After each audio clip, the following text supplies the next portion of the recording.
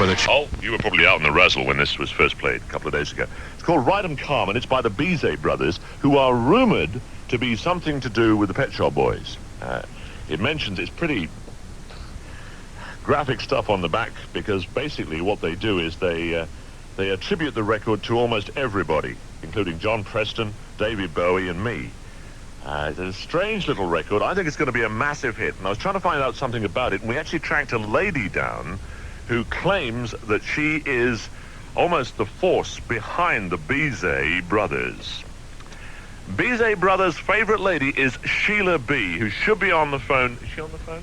Sheila B. is on the phone now. This is absolutely true. I don't know who she is. Sheila, what's the connection between you and the Bizets? I mean, how did you get together? I was working in this shop in Oxford Street, and I've always been really interested in opera.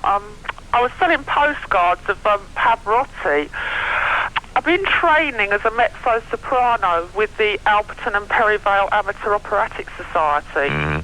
I used to sell those bootleg Aida Sharples T-shirts. You know that Harvey Goldmesh had that thing on at Earl's Court last year? Not real. Well, I really got the opera bug then when I saw those kind of fat, middle-aged people standing up on stage. I thought it's about time the kids like me had a go. Absolutely. So how did you get the Bizets together? Well, I made this tape, nothing special, in the school radiophonic workshop. Oh, yes. I promised I wouldn't say what school I'm at, but can I just send a greeting to all the girls in Block 3B, Rayners Park, especially Mrs. Tennant, the music teacher, who's my inspiration. Yes. Anyway, my mum says, send your tape off to one of those pop star managers, and she chose that really fat one. Do you know that Michael Jackson, I sent him a tape, he never wrote back, and I've taped all his records. So when you sent the tape to Tom Watkins, what happened? He ignored you as well, I suppose. They asked me to go to this recording session. They even paid my tube fare. Good grief. Well, Simon, I think the rest is history, isn't it? Absolutely. Now, there's a word or two flying around that maybe the Pet Shop Boys are on this record. Is that true? Well, I don't know, because the Bizets, there was a whole group of them there, but they all wore surgical masks. Sheila, would you call yourself a groupie? No, I'm an opera enthusiast. I believe in bringing opera to the masses. Do you think this is a way of cheapening opera? A lot of people have said that it's a really tacky version. No, I'm a real opera fan. Many a night at the Coliseum, I've wanted to get up in my seat up in the gallery and bop, and I was just too embarrassed to let go. I was just too surrounded by those middle-aged rabbies you see at the opera.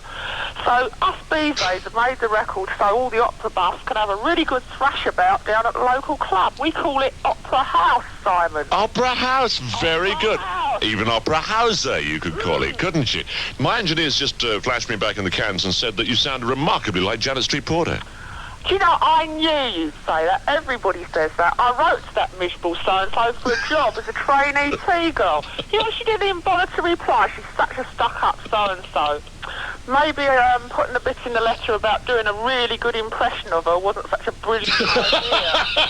Do you want to hear my impression of her? Yes, go on, do it. Well, Michael, who have we got on the 6 o'clock show this week? Oh, no, that'd be horrible. Don't believe it.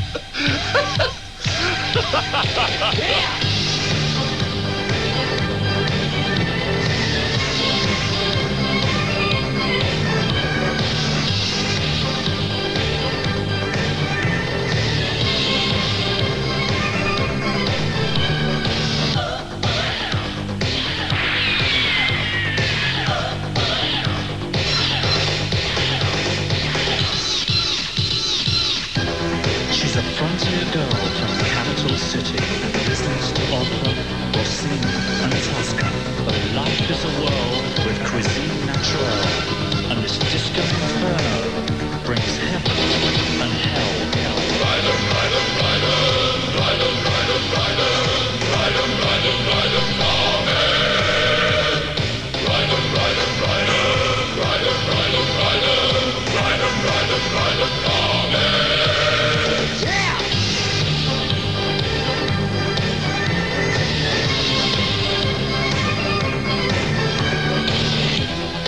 Friends of Vogue dancing and Salvador Dali, flirting, romancing.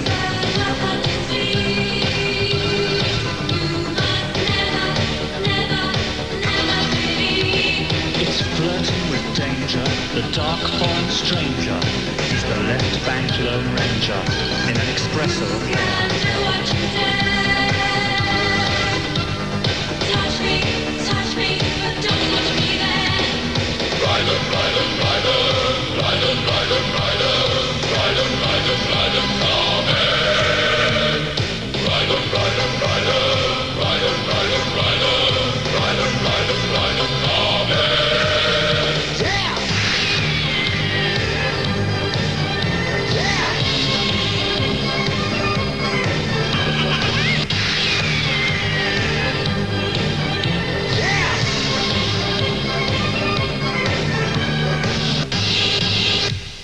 Is everybody ready?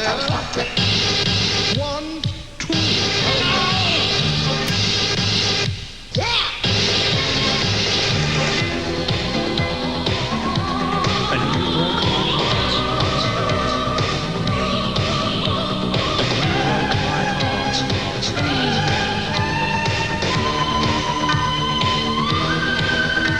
And you broke my heart.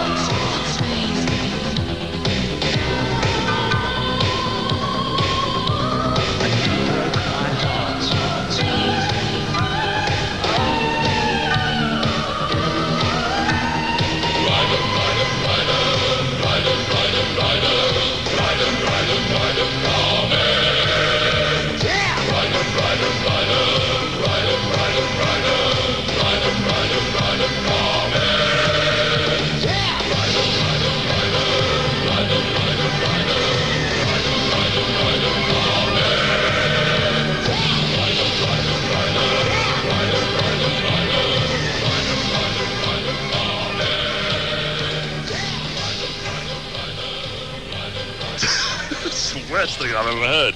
That, don't you reckon that's going to be a huge hit? Yeah, he says on the phone. Everybody's ringing in about that. It's the Bizet Boys, and it's one of those things that will divide everybody at Radio 1. 50% will say it's the worst thing they've ever heard, and the other 50% will say, yeah, but it's going to be a hit. Ride 'em Carmen by the Bizet Boys. So many phone calls saying that must have been Janet Street Porter. No, the lady on the phone said she was Sheila B., and I'm not going to argue. Whatever makes you think that. So they've agreed to get a load of guys and girls to stand behind them, like opera singers, dancers, you know, all that kind of stuff. The Straw Hat and Cane never went wrong for Liberace, did it, eh? So they'll begin their tour in May after completing a new studio album, The Pet Shop Boys Live, with their television screen. Monday, July the 17th, and down in London, Wednesday, July the 19th at Wembley Arena. Wembley tickets are £15.50 and £13.50. Available from the Wembley box office, 900 1234. You can also get your credit card hotlines on 240 7200, 379 4444 and 741 8989. Pet Shop Boys, Wembley Arena, London, July the 19th. Capital 95.8. Stereo for London. Don't want to be known as a non-performing band, beginning their first ever tour of Britain on July the 15th with a multimedia show directed by AIDS sufferer Derek Jarman. She's going to be really good fun. Wembley Arena on the 19th of July. That is going to be interesting. Neil Tennant and Chris Lowe in concert. But tonight it's the turn of those Bananarama girls. So if you didn't get a ticket or you didn't get a chance to go along... With a multimedia show directed by Derek Jarman. Now, about 6 months ago, they came on this program and said they were nervous about doing it live. Performances, mainly because they weren't sure whether or not they would disappoint people. We'll try and get hold of the Pet Shop Boys in this half hour and have a talk to them. Also, I notice it is Wednesday, May the 31st. Well done.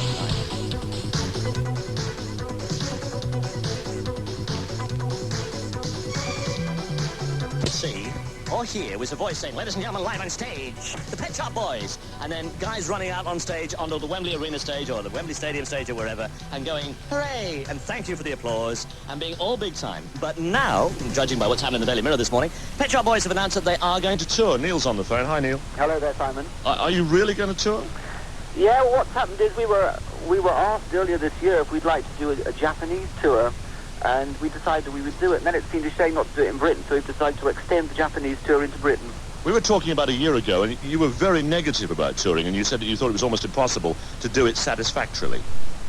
Yeah, we did feel that, because it would have been very easy for the Pet Shop Boys in the past to have done a sort of traditional rock and roll tour. And we've always had this idea of a kind of theatrical presentation we wanted to do. And really, because of the places we're playing in Japan and Hong Kong, we can now afford to do the show that we've always wanted to do, so that's why we've given it the go-ahead. All right. Now, Derek Jarman's involved in this, I gather. Yes, he is. What's his function? Well, he's directing it. Again, it is quite a theatrical presentation rather than a spontaneous rock and roll show. And Derek Jarman has also worked in the theatre as well as being a well-known film director. He's directed operas and stuff like that. I've never seen his operas, but I've seen one or two of his films. Is there any connection between the film side of his work and what you're going to do on stage? Yes, there is. We've got a huge cinema screen behind us on stage, and Derek Jarman has made 45 minutes of film, which is kind of like background for some of the songs. Can I talk to Chris? Is he there? Yes, he is. Here he is. Okay.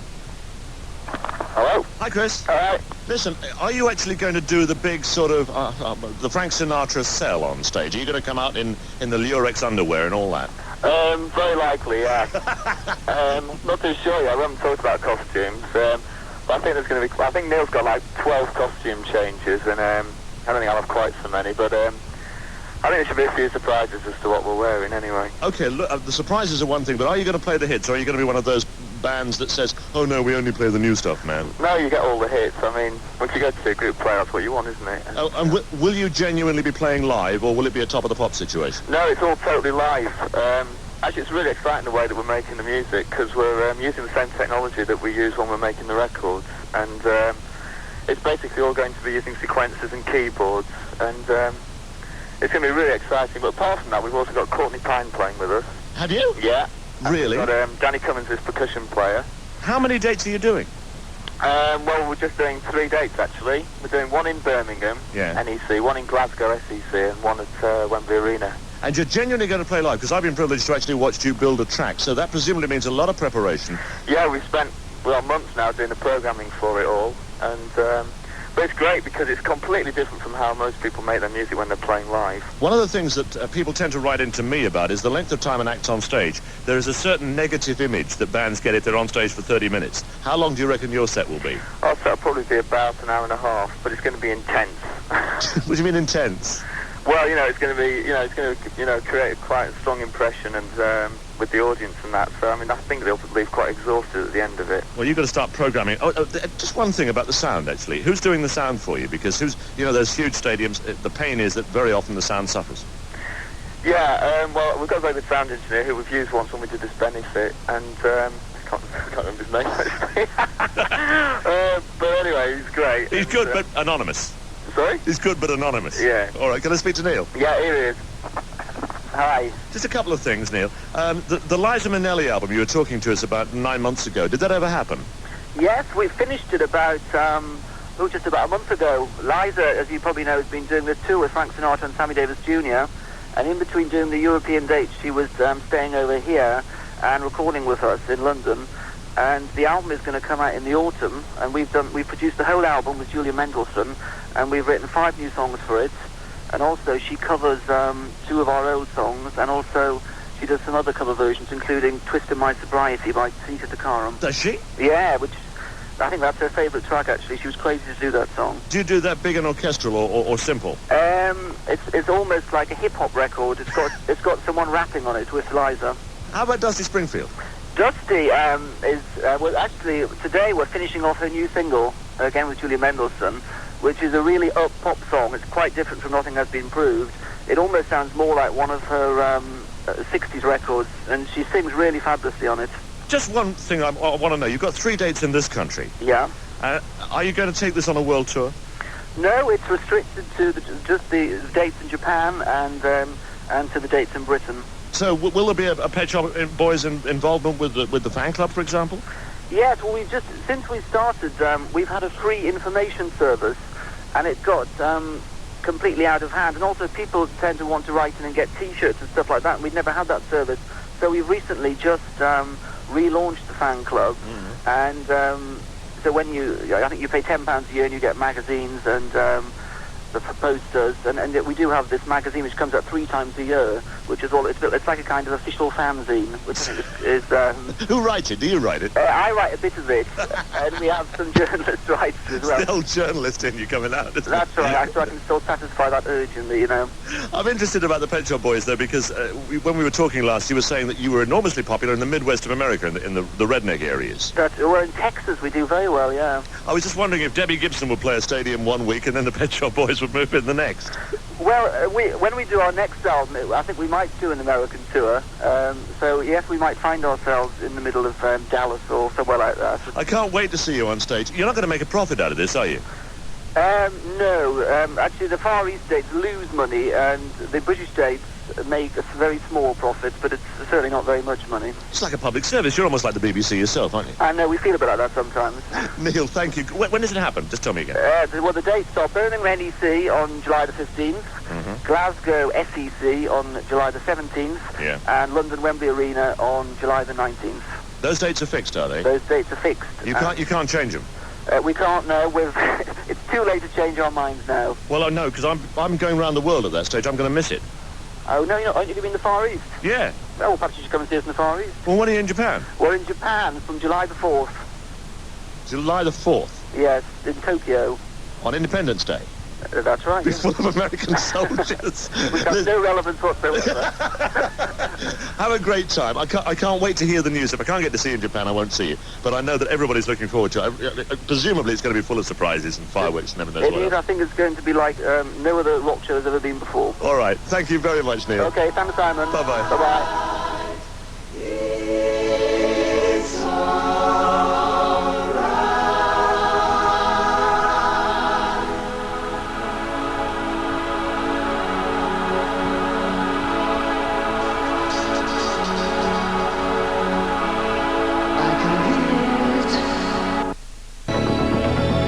Pet Shop Boys.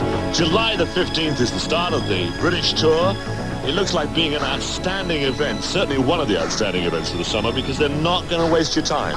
They're going to make it special. NEC July the 15th, Glasgow SEC the 17th, and Wembley Arena the 19th. Pet Shop Boys, live. And I'm really spinning, I'm not going to see them.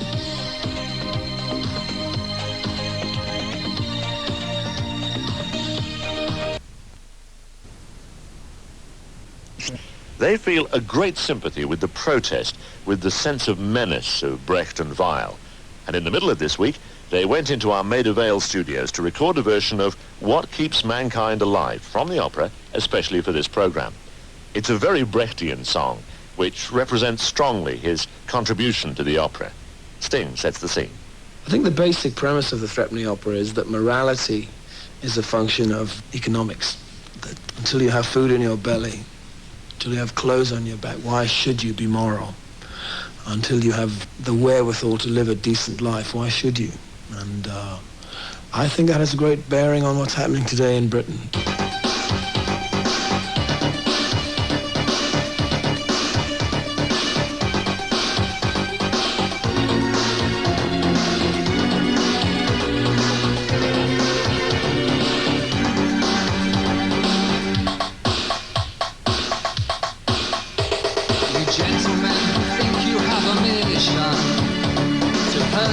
Of the 7 deadly sins, should first sort out the basic food position, then start your preaching, that's where it begins. You'll ought to preach restraint and watch your waist as well. Should learn for all time how the world is run. However much you twist, whatever lies you tell, food is the first thing, morals follow on. So first make sure that those who now are starving get proper helpings when we all start carving. What keeps mankind alive? The fact that millions are daily tortured, stifled, punished, silenced, suppressed. Mankind can keep alive thanks to its brilliance at keeping its humanity repressed. For once you must not try to shirk the facts. Mankind is kept alive by bestial acts. You say the girls may strip with your permission. You draw the line dividing art from sin. So first sort out the basic food position, then start your preaching, that's where it begins. Not to bank on your desires and our disgust. Should learn for all time how the world is run. Whatever lies you tell, however much you twist, food is the first thing, morals follow on. So So first make sure that those who now are starving get proper helpings when we all start carving. What keeps mankind alive? The fact that millions are daily tortured, stifled, punished, silenced, suppressed. Mankind can keep alive thanks to its brilliance at keeping its humanity repressed. For once, you must not try to shirk the facts. Mankind is kept alive by bestial acts.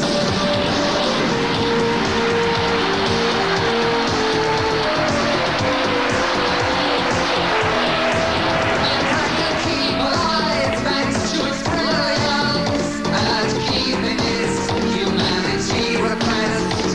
For once, you must not try to shirk the facts. Mankind is kept alive by bestial acts.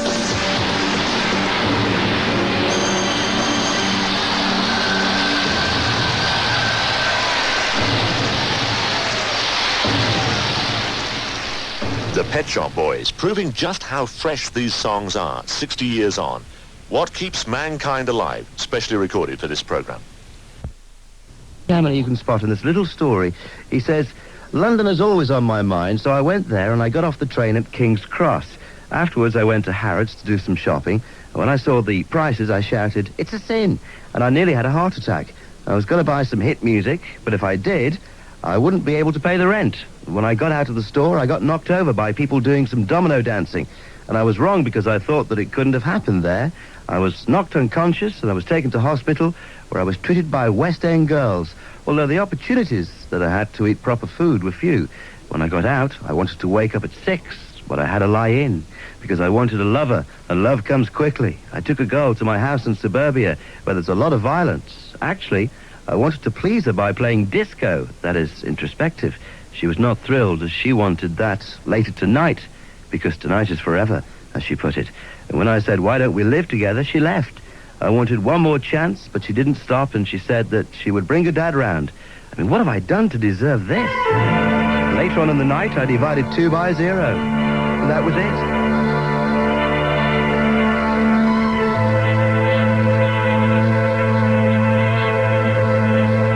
Include this, left to my own devices. Maybe when she left, I was left to my own devices. Richard. You've seen it? Wow! Drop us a line, let us know if it was any good or not. Rambo 3 and Good Morning Vietnam are getting premieres on Sunday. I guess they'll be quite fun. Just thinking about the Pet Shop Boys film, it couldn't happen here. Features this song and many others. The Pet Shop Boys music wasn't slated by the critics, but apparently the actors and actresses were, especially one male and one female as has-been actors. Main stars of the movie, one male, one female, has-been actors, not my words, but the press's words over the last couple of weeks. Who are we talking about? Do you want a hot rocking t-shirt? What's the man's name? What's the lady's name? Maybe you don't think they were has-beens. Let us know. Call London, 484-5255, now. Good for a t-shirt. Hello, Jeff. Hello, Jeff. Are you there? Jeff? One more chance. Hello? Oh, it's not Jeff. Who's that? No, it's Sarah. Oh, you've been replaced. Goodness me, I wasn't expecting you. Sarah who? Rosie. Right, and where are you from, Sarah? Kilburn. Right, so you obviously know the answer being on the Jubilee line. All the posh people live on the Jubilee line at Kilburn, yeah? All right, then. So what is it, then? Who were the actor and actress who they slagged off in the Pet Shop Boys movie It Couldn't Happen Here? Is it Josh Atkins and Barbara Windsor? Well, I was thinking one other one. You've got Barbara Windsor right. Now, I know because the lady who's answering the phones for me told me that Jeff definitely had them both right. So you've got half a T-shirt at the moment, all right? Can you see yourself in just a hot T-shirt? No rocking, just a hot one.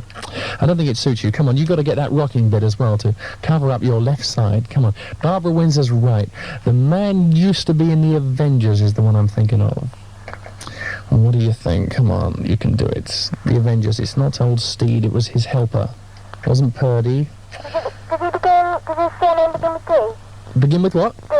D. No, his surname begins with H, and his first... Is it Gareth Hunt? Gareth Hunt, what am I going to say? No, it's... Yes, it is. Congratulations. Well done, that's really good. So we made you think while you were on air. Yeah. Brilliant. Well, I guess you want to say a couple of hellos now you're here. Yeah. Go on, then. Can I say hello to Fran, and everyone in 2P at Silver's Girls School? Right. Do they all listen to us today? Yeah. Are they all spams? Pardon? Are they all spam heads? Yeah. Oh, good. Well, that's what counts, because if they're not, they can't join the gang, you see. And we have certain rules here. Anyway, congratulations, Sarah. I don't know what happened to Jeff, but he's lost out to you, old Clever Clogs, and we'll send you the full Hot Rocking T-shirt. All right? Okay, then. Have a good weekend. Bye. Clever girl.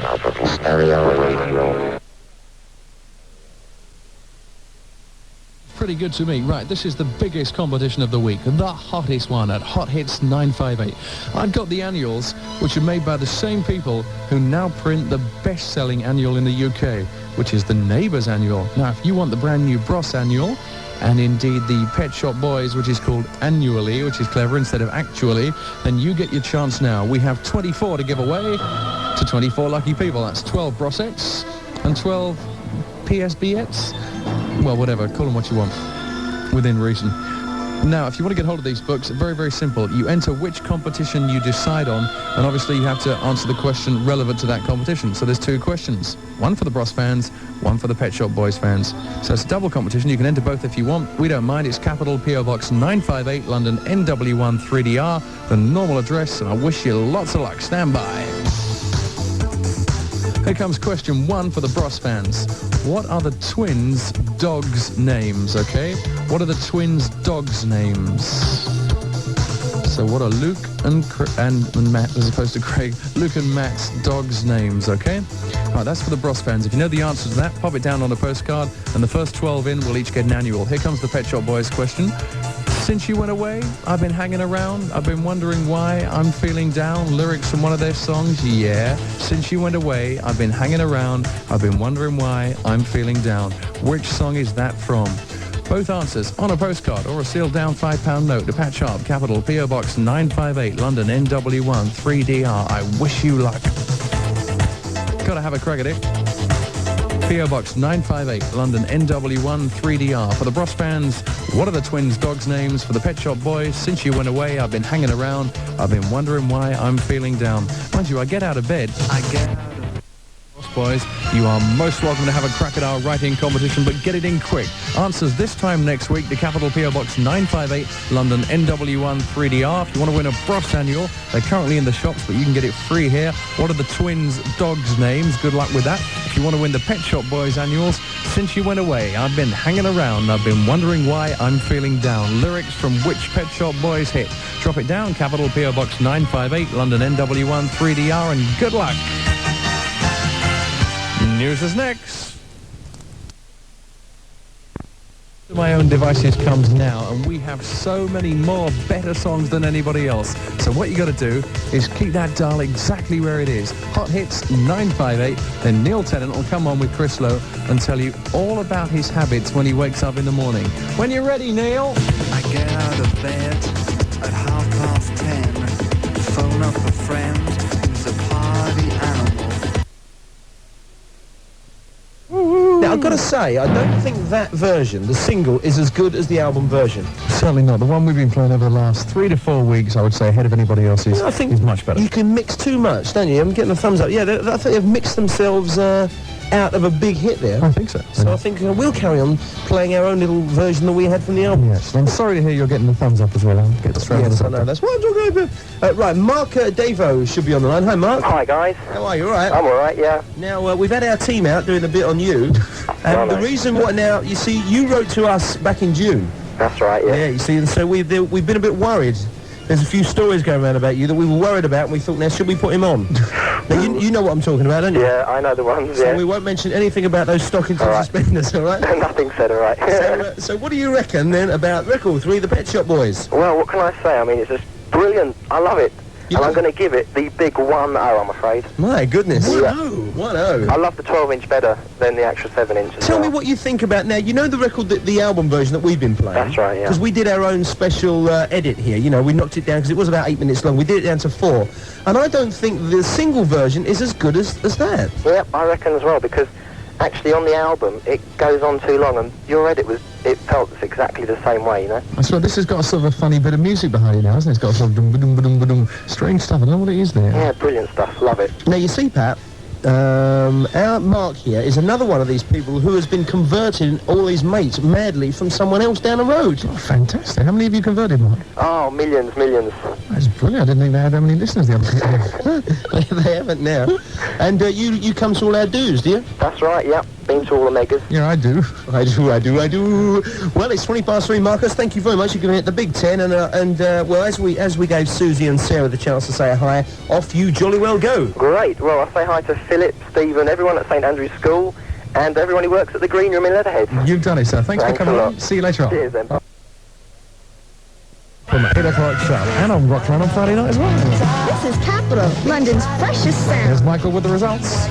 Here we go, it's almost 3 Capital, Sunday afternoon FM All Hits on Capital, and here we go. In third place, Ricky Boy Astley with 22. In second place, the Pasadenas with 24. And clocking up, You people's choice an is... amazing 29 points, it's the Pet Shop Boys. Oh, Michael's happy about that result, okay.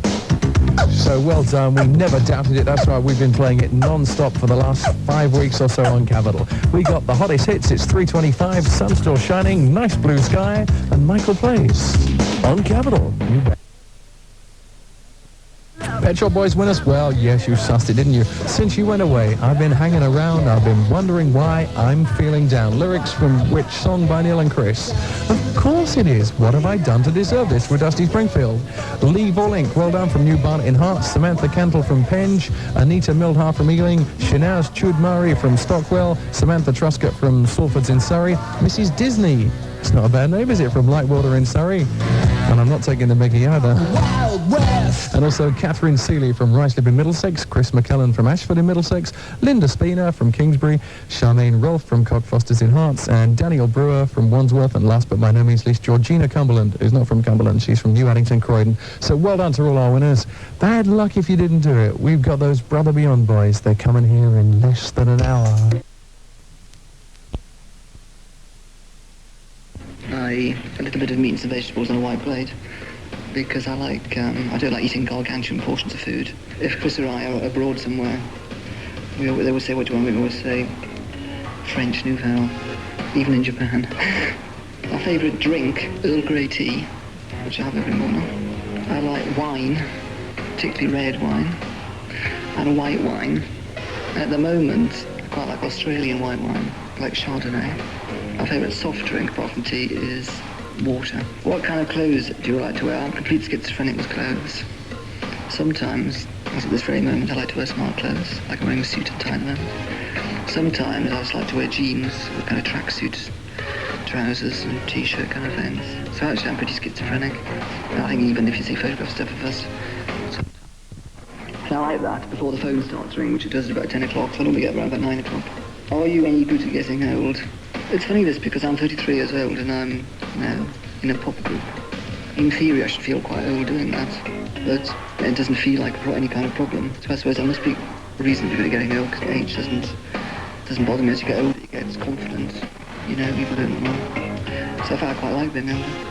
Well, the question I most hate being asked is probably a few of the questions we get asked millions of times, like why are you called the Pet Shop Boys? You go to America and they say things like, so Neil, what are these West End girls? And you feel like banging your head against the wall. We shot it last autumn. It's a 90-minute feature film called It Couldn't Happen Here. And it stars Joss Ackland, Barbara Windsor, Gareth Hunt, Neil Dixon and us. And it's it's sort of about a strange journey Chris and I take through England and characters that we meet. And all the situations are suggested by songs we've written. So it's quite an unusual film. I can't think of anything to compare it to, really. Is it going to be surreal, or, I mean, is it going to look like one of your videos, Chris, for example? It's quite, I mean, it's a surreal adventure, really. It's got lots of unexpected turns in it, and it kind of transcends different times as well, so you see us as children and that, then you see us, you know, as old men and that, and we've played various different roles and things. Now, the awards that you're up for, It's a Sin being the single and the album and the best group, is there one that you particularly like to win? Well, it'd be nice to win best group, I think. Okay, well, let's all be very self-effacing about it. Who would you like to see win? Who would you like to see get awards other than yourself? I like the Bee Gees to win for best single. I think Rick Astley. Best male vocalist. Deserves for now. And Stock Aitken Waterman, I mean, you can't really overlook, their producing. You can probably hear him in the background. Tennant Dolby deserves to win something, Well, that's all tonight, and you've got your performance to go and rehearse for, I know. Just finally, is there a new single on the horizon, perhaps? Yes, there's going to be a new single, I think, at the end of March. And it is? It's called Heart. Okay, Christina, thank you very much indeed. Best of luck for tonight. Thanks. Bye. And Lucifer, before the day doth go.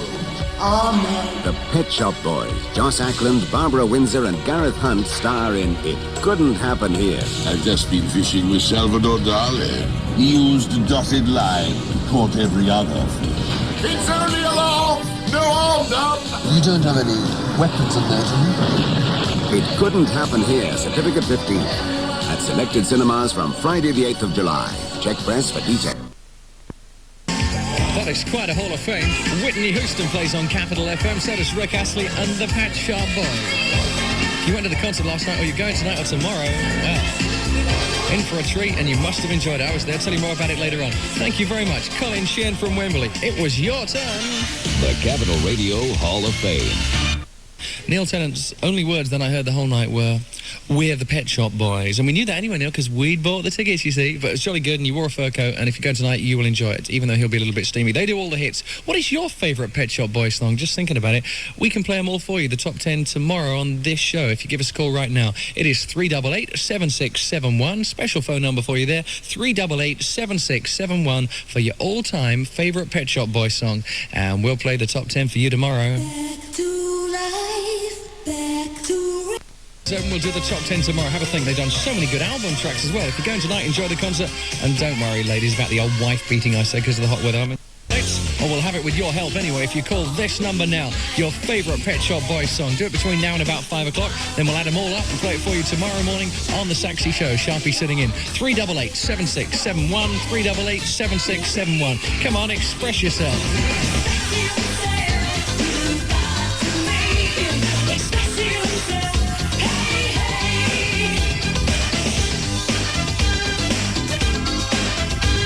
Incredible. I mean, I've been reading all the reviews. Record Mirror said it was the best concert in the history of concerts. Maybe that's going over the top a little bit. But anyway, if you want to get your favourite Pet Shop Boys single on the Pet Shop Boys Top 10, which Pat will be playing tomorrow, it's simple. You simply ring a 388-7671, 388-7671, pick, and when the phone answers, you say, I want to vote for. And I'm going to vote for West End Girls. The choice is yours, though, and Pat will run down the top 10 tomorrow. Voila. 73300 837 3300. Pet Shop Boys Top 10 next. Deep. Thanks if you took part in the Pet Shop Boys Top 10. Here it comes. 95.8. The winning team. Capital FM. If you're going to the concert tonight, enjoy it.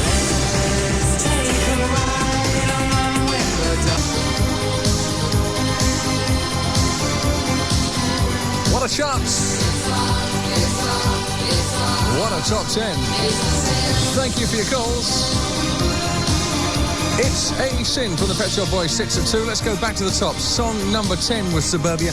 9, Love Comes Quickly. 8, Rent. 7, Opportunities. 6, Domino Dancing. 5 was Heart. 4, What Have I Done to Deserve This? 3, Always on My Mind. 2, You Heard It's a Sin. And here's the number 1, the definitive number 1, according to Londoners. You voted it your favourite Pet Shop Boys song of all time. Current single not even in there at all. Going to the concert tonight, you've already been. Have a great time, or I hope you enjoyed it. And there's a party as well. You've been invited to that one, you old poser? Well, bet you know where it is if you're a big fan. Richard Allison has tickets for the concert tonight on the box office, and I'll catch you tomorrow morning for the Capital Countdown. Mick Brown's Lunch Bunch next. Enjoy the sunshine. See ya. Sometimes you're better off dead. There's a gun in your hand that's pointing at your head. You think you're mad, too unstable, kicking in chairs and knocking down tables in a restaurant in a West End town. Call the Song number 1, the classic, the original, the first, and still the first. Your favourite West End girls. I'll chat to the West End girls and West End boys tonight. Wherever you are in London, we'll be right here with you on the Hot Mix. Join us, Capital Sharp and Brown, tonight at 7:30. All saying it is amazing, the most amazing show that they've ever seen. So we'll play some Pet Shop Boys soon, and I'll mention everyone who wrote into us. But if you're going tonight, you are going to see something fab.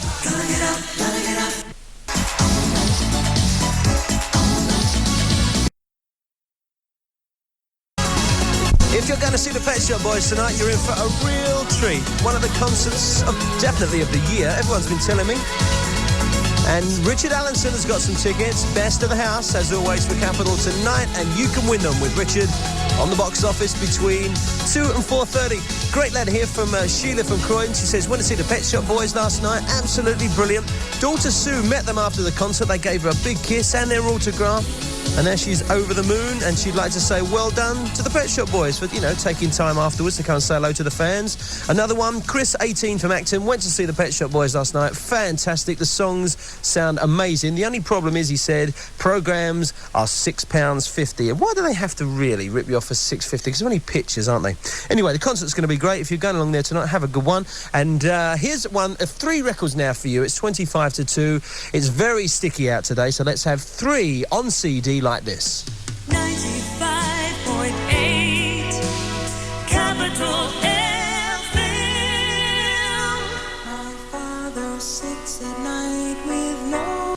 Doing anything tonight, you haven't got tickets for the Pet Shop Boys, stay close to Capital. A pair of tickets, the best seats in Wembley, coming up for one of the best live shows you're going to see this year.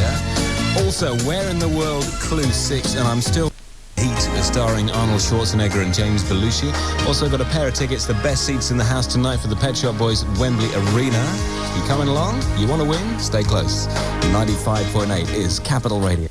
Clue 6 on Where in the World, and if you want to race some records, lock it on to 95.8. Expect more.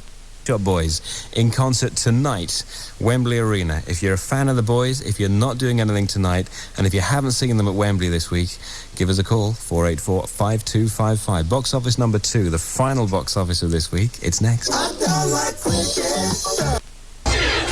Call and win on London, 484-5255.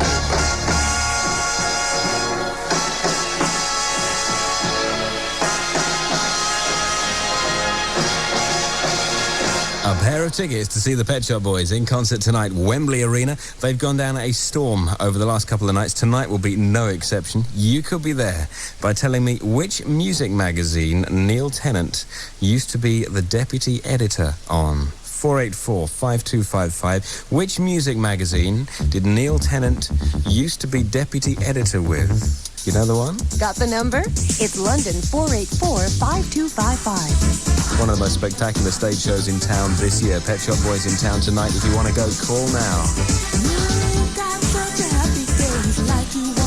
Love what you feel. Yeah, it's all right. No problem. It's 20 to 4. Okay, somebody's winding me up here. We've had Dean Chrysostamdo from Camden Town on the box office. We've now got Natasha Prajapati. Is that right? Yes. Cool, heck. Give me a break on a Friday. How you doing? All right. How's Grays this afternoon? All right. All right. Lively as usual. Lovely as usual. What are you doing tonight, Natasha? Nothing. You're going to Wembley with a person of your choice. You got a fella? No. Find one quick, because you've won our pair of tickets to see the Pet Shop Boys in concert tonight at Wembley. If you tell me the name of the music magazine Neil Tennant used to be deputy editor on. Smash Hits. It was Smash Hits. Natasha, congratulations. You're a winner on Capital. Oh. Tickets on their way. Enjoy it tonight, won't you? Oh, thanks a lot. It's really great. It's going to be brilliant. Enjoy it. Okay, then. Bye. Bye. This is Capital FM, playing all over London now. Dictation being forced in Afghanistan. Revolution. Natasha Prajapati and Ed Grays in Essex, going to see the Pet Shop Boys finishing off the tour at Wembley tonight. If you missed it earlier on, Pat Sharp ran down London's top 10 as voted by you over the last few days. At 10 was Suburbia, at 9 Love Comes Quickly, 8 Rent, 7 Opportunities, Domino Dancing at 6. The top 5 went this way. Heart was at 5, What Have I Done to Deserve This at 4, Always on My Mind at 3, It's a Sin at 2, and number 1, West End Girls. They'll be doing that lot and a few more tonight as well at Wembley. All right, Capital, it's 3:45, remember?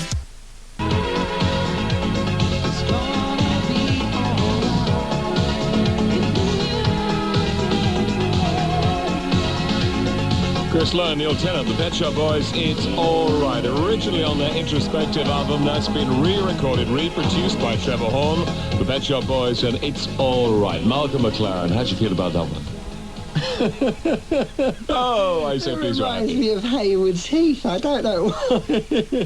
All the reasons I left this country, man. It's so kind of forlorn love amongst a few daisies. I don't know, man. It's not my cup of tea, but I do think that it's all very pretty, and I suppose it's what England sells best, prettiness these days, and I think that I suppose it continues to soften the blow of everyday life. Did this stuff really drive you out of the country? Well, this and Margaret Thatcher telling you not to be irresponsible, that was a bit like, I felt like Dracula when he sees dawn, you know, and the big stakes about to go in your heart.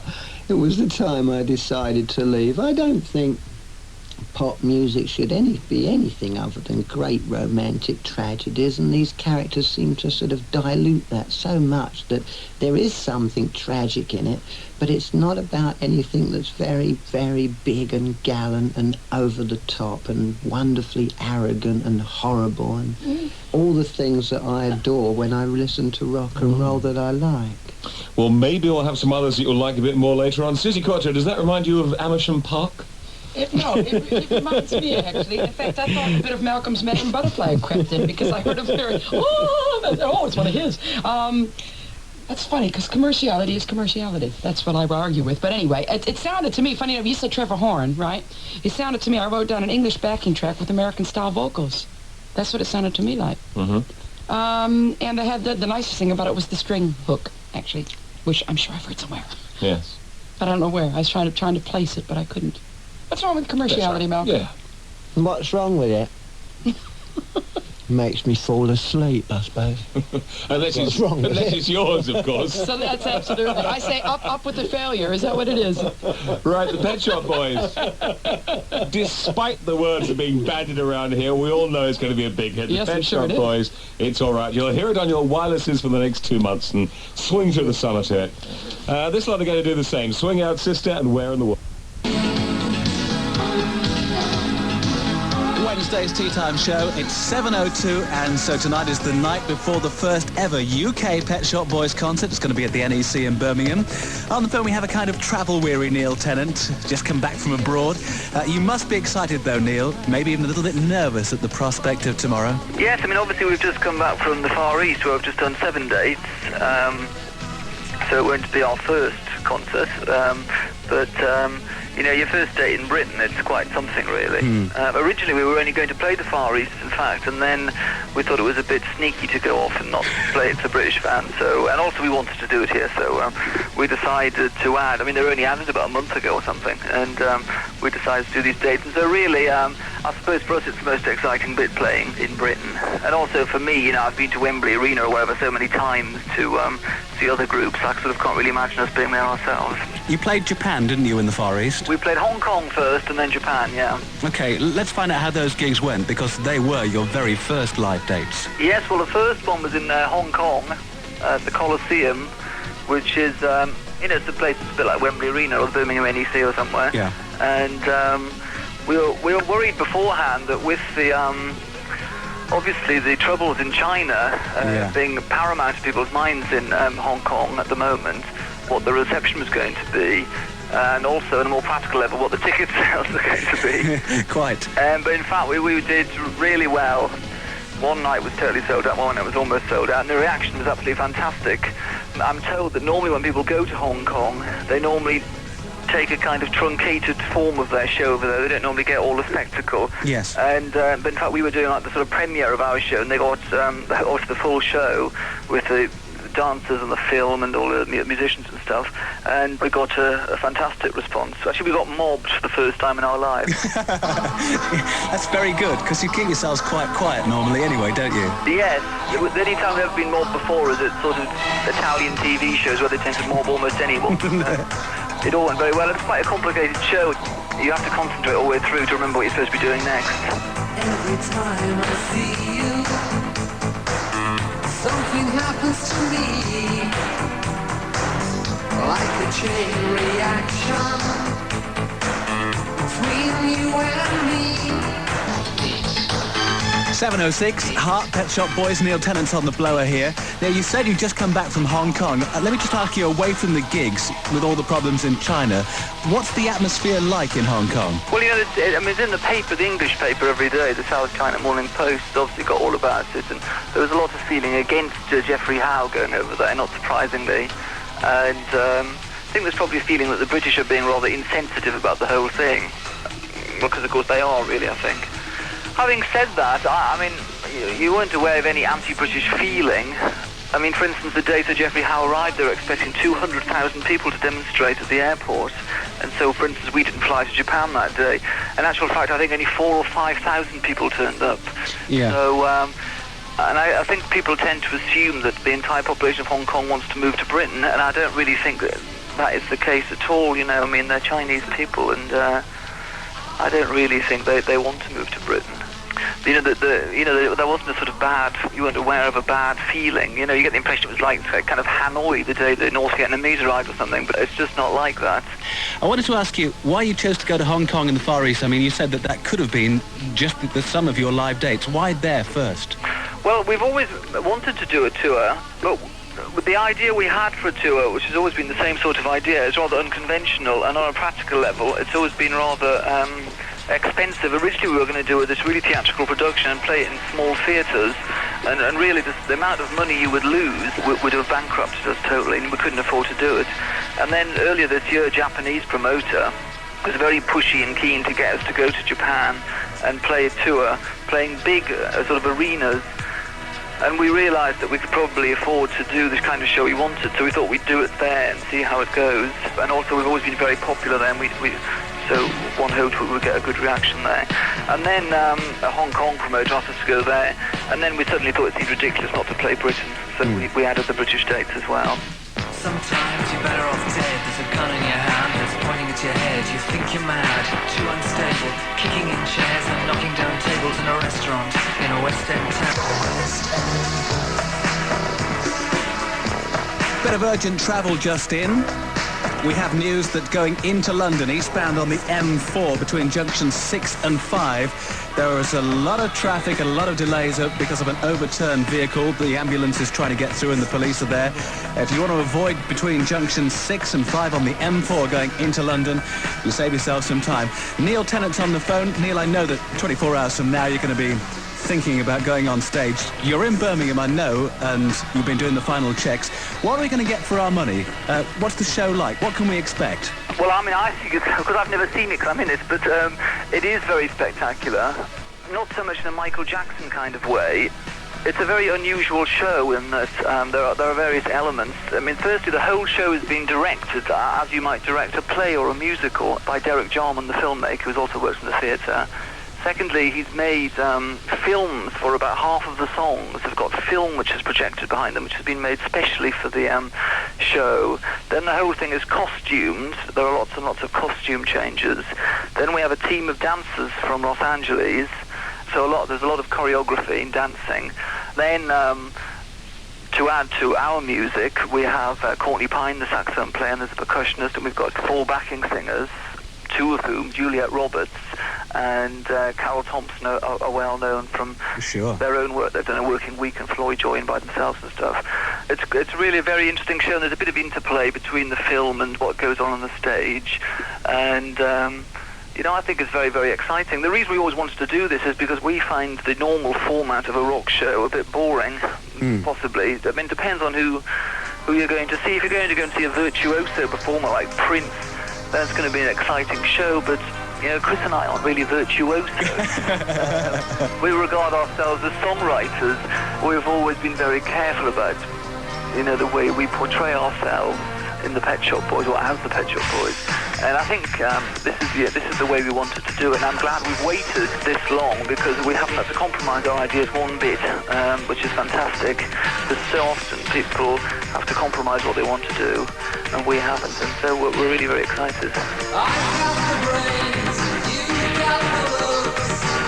Let's make lots of money.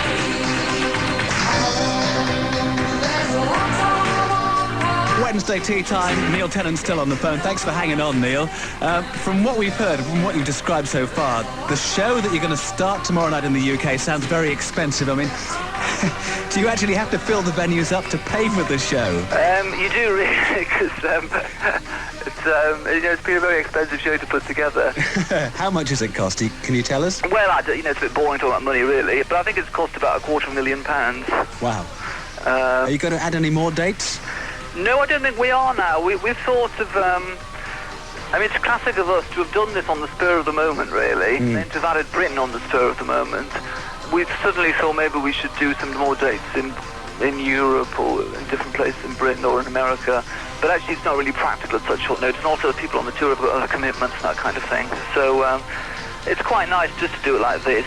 And then we maybe with our next album we'll do another tour, but it'll probably be a different idea by then. I was going to ask you, the Derek Jarman films that he's made to go with your stage show, will they ever be released? Yes, there might be, or they'll be in the whole film of the tour comes out. Derek Jarman is very excited about the films he's made. In fact, he thinks some of it's the best film he's ever made. The film for It's a Sin, for instance, is absolutely fabulous. And the film for Domino Dancing, which I think is my personal favourite, is very, very beautiful. And all the film is very, very strong. Some of it's quite funny, some of it's, almost frightening, some of it's very beautiful. And it works with what's going on stage. It's quite an unusual idea to have live performance and film working together. Do you do all the hits? We do almost all the hits. We don't do What Have I Done to Deserve This because we haven't got Dusty Springfield. Sure. And we're not doing Suburbia, and I don't know why we're not really, but we're just not doing it. I think most people who go will know most of the songs, if not all of them. And for instance, we're doing Nothing Has Been Proved, which we wrote originally for Dusty Springfield. We are doing that one ourselves, which is quite nice for us to get a chance to sing that one. It's shaping up for a fantastic set of British dates. Just on the number of entries we got when we ran a competition for tickets, I know that the show is going to have such a good response from the audience over the course of the next couple of weeks. So can we wish you all the best? Thanks a lot, Mark, yes. And thank you for your time on the phone. I look forward to seeing everyone. I don't know why, I don't know how. Neil Tennant of the Pet Shop Boys. It's now 7:19. All the big songs there. Domino Dancing. Last one up, Neil's favourite. And just a quick word, if you do fancy going to see the Pet Shop Boys, at a couple of the dates, in fact 2 or 3, they've added extra ticket availability. So previously they were sold out, and perhaps you thought, well, there's no chance of me getting any. Just ask them. Phone up the box office, because you never know. You could get to see that spectacular show. On really well, and it was fun. It was great. We wrote the songs for Liza, and she sang really well. And quite a big project for us. We've never done an album for anyone else before. We've done old tracks, but never a whole album. And really, it went so smoothly. It was such fun. It was incredible. Were you tempted at all to put your own voices on and do a trio together? I wanted them to do that, but Neil said no. If the voice is needed, I'll do it, but this is your record, and I want to do it that way. I have quite a thin voice, and Liza's got a very strong voice. And together they sounded, also, to get us in the same key, Liza had to sing low and I had to sing high, and it actually sounded rather weird. Tell us about the first time you got in the studio with them. What were you expecting, this band, this big group in the 80s, and you've been singing for many more years. Were you scared at all about what they might ask of you? No, because we had met a couple of times before. And I wasn't scared at all because I didn't ask for anything. I said, you tell me what to do and I'll do it. And they used me really as a singer. There were no egos involved. It was wonderful. And it was also just the 3 of us. All of the work was just these 3 people saying, well, what do you think? I don't know. You want to do that? Well, let me try that. See if you like that. Okay, well, no, not so loud. Sing more to yourself. Okay, I got it. It was incredibly relaxed because they use so many machines. Your sound on the single, you've got a very deep voice. Is that something they asked from you? They made me sing in keys that I haven't ever sung in. They also really made me realize that when you're singing on a record, it's just your voice. So the more intimate it is, and the more you sing to yourself, the more you sing to other people. The sun comes up, I think about you. The coffee cup, I think about you. I want you so, it's like I'm losing my mind. The morning ends, I think about you. I talk to friends who think about you. And do they know it's like I'm losing my mind?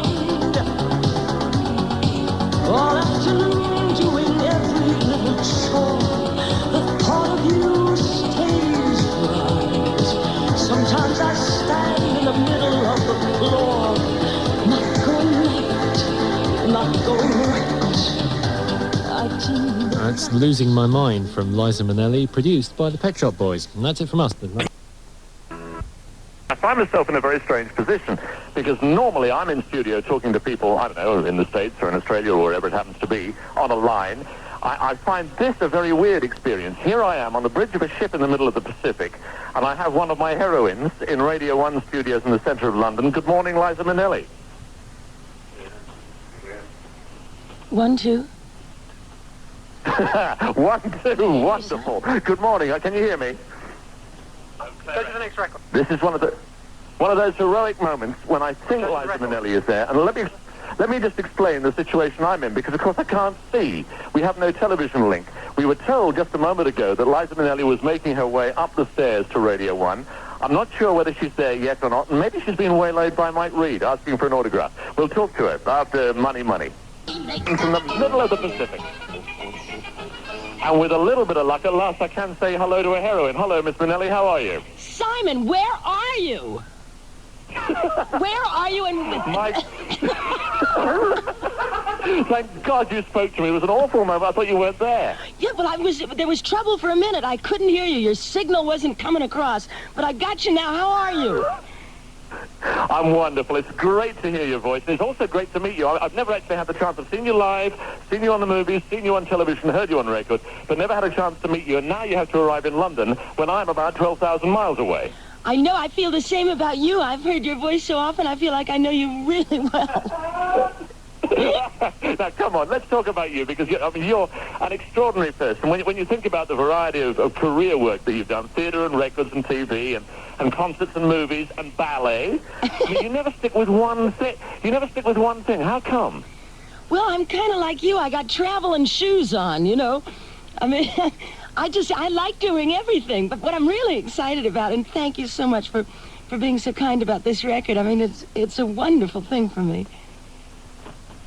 Tell me about Losing My Mind, because of course it comes from a Stephen Sondheim show originally, doesn't it?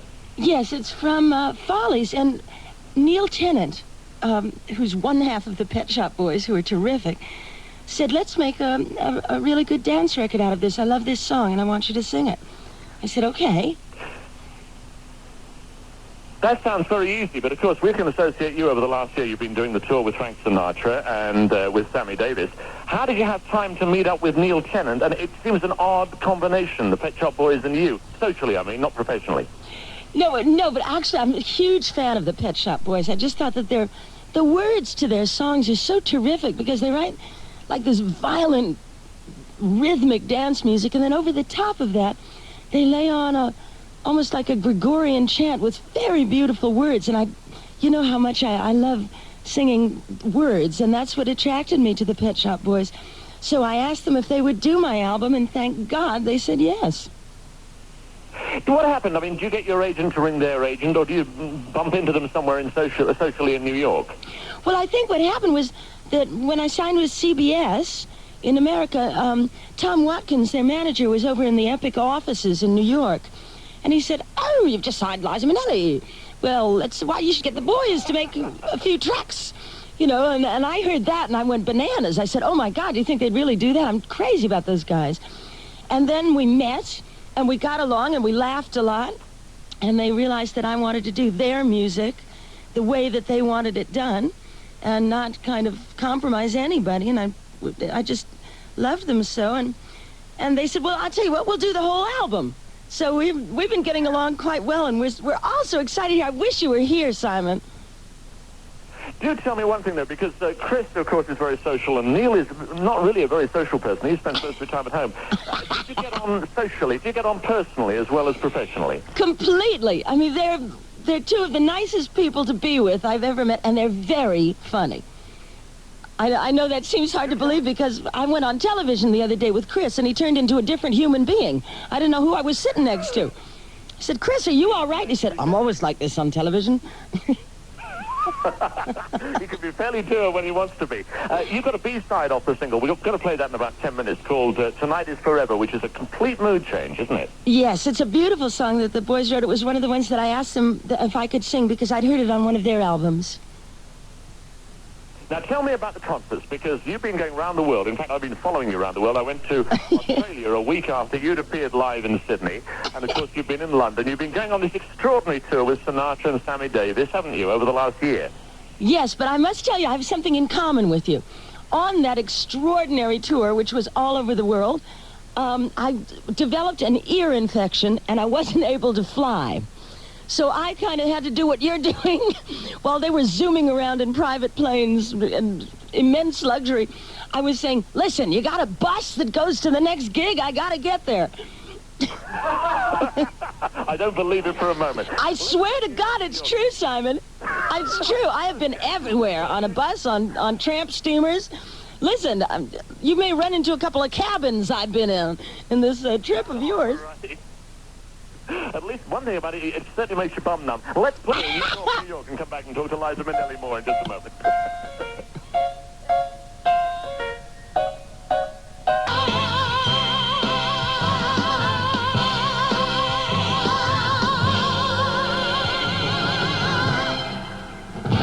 It is 9 minutes to 11. 9 minutes to 8 here in the Pacific. We're talking live by satellite to Liza Minnelli. The reason I'm laughing is it's just the ridiculous situation that you get in. Miss Minnelli, that song you must have sung a million times. More than a million times, I think, Simon. I mean, does it remind you of stage work, or do you think of movies when you hear it? I think now it reminds me of leaping around on a stage. Listen, if you're hungry, we can send you some Mugu Gai Pan. Some what? Just a little Chinese food. We thought you might like a change. That's really nice. Listen, we're on a Chinese ship. I've been eating great food for the last 10 days, and I can't identify anything. I heard that. Now, can we talk about your father? Because a lot of people probably know he was Vincente Minnelli, who was one of the great musical film directors of all time. And you actually appeared in a movie directed by him, didn't you? Yes, I did. It was the last movie that he made, and it was a wonderful experience. It was like a dream come true to finally work with him. You know, I've always been a daddy's girl, and I just was crazy about my dad, and finally to be able to work with him was something so splendid. I mean, you were working not only with your father, but with a legendary person. He was the guy who directed Meet Me in St. Louis, one of the great musicals of all time. And here you are working for him.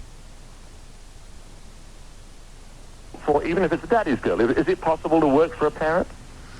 Sure. I knew him so well, and I used to always go to the set when I was little. You know, after school, I'd go and I'd watch him work. So I knew his work habits, and I just did whatever he told me to do, which is the smartest thing you can do when you're working with somebody as talented as my father. Just a nice thing also to have as a memory, I guess, yeah? Oh, yes. And he was so sweet on that movie, and it was wonderful because it had Ingrid Bergman in it, and I think it was Charles Boyer's last film, too. Yeah, quite a movie. In fact, you've got quite a movie career when you think of Charlie Bubbles, the film that you won the Academy Award with. And, of course, everybody in Britain and across the world knows about Cabaret and Sally Bowles. Be honest, are you pleased to have been Sally Bowles, or have you been working for the last, 10, 15 years on getting rid of her? No, I was so pleased to be a part of that movie. That's a good movie. Every once in a while I see bits and pieces of it on television, and it still startles me. The vision that Bob Fosse, who was the director, brought to it. You know, he really kind of changed musicals with that movie. No, I'm thrilled that I was a part of that thing. It's just wonderful. And then you go from one film to a totally different kind, the comedy Arthur on the Rocks, and you work with John Gielgud and Dudley Moore in that. Yes, which is truly an experience. I was going to say, the very small to the very tall is perhaps unfair to say about Dudley Moore and John Gielgud. Films and you come back. I mentioned earlier on in this interview, you come back to things. You do something for a while and then you come back to it. Will you do more film in the future? Yes, in fact, I'm planning another quite big musical for next year, which I'm looking forward to. And of course, I'm trying to figure out something theatrically to do with the Pet Shop Boys. We have a nice idea, and hopefully that'll come about. Now, you said it now, and that means we have to call Neil Tennant later on and find out what the heck is it. Is that a film or a show or what? Well, we don't know yet. We have the gleam of an idea, Zion, and we're going to work on it and see if we can put it together and make it entertaining for everybody. the gleam of an idea. The gleam. How you can... The gleam. The gleam, Simon. Are you there, Simon? Tell me about New York. You're married to a sculptor, aren't you? Yes, I am. I'm a very talented sculptor. I've been married for 10 years, which in show business terms is 75. And I'm very happy, except that he's not with me, so I miss him. Does he normally go around with you?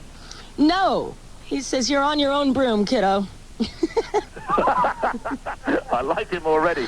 And a final question, and one you may not want to answer, and I'd understand if you don't. You do a fair amount for charity, and it's unpublicized work for AIDS research and muscular dystrophy and the International Red Cross.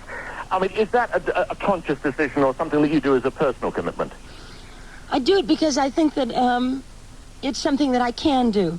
I work a lot with kids who are brain injured. There's a place in Philadelphia, Simon, called the Institutes for the Achievement of Human Potential. And I've worked with them for, God, I don't know, since I was 22. And it means a lot. It's a big part of my life, you know. But I don't like to talk about it because then it just, I don't know, it sounds like you're doing it for other reasons if you talk about it. I'd rather just go and do it and keep it to myself. Okay, I mean, the point to make about that is that I brought the subject up and you didn't, which I guess speaks for itself. Could you do us one kindness? Of course. Bring you a cup of tea? What are you going to ask me? I'm going to ask you, and it sounds ridiculous, but both Jonathan and I are fans of Liza Minnelli. Could you sign 2 copies of your album and leave them there for us to pick up when we get back on September the 4th? Are you kidding? Of course I can. Now listen, are you all right? We want to know. Ladies and gentlemen, you are listening to 2 hysterical people somewhere in this world. I want some chicken soup. That's what I really want, is chicken soup. That's all I'm living for. Listen, Liza Minnelli, thank you so much for coming in. Well, thank you. To talk to you and a delight. Thank you, Simon. Thank you. Everybody's saying thank you. Jonathan is saying thank you. I'm saying thank you. And everybody in London is saying thank you. It's been a delight talking to you. When you're number 1 and you're on top of the pops, remember us, will you? I sure will. It'll be because of you. Thank you. Thank you so much. Here's Tonight is Forever.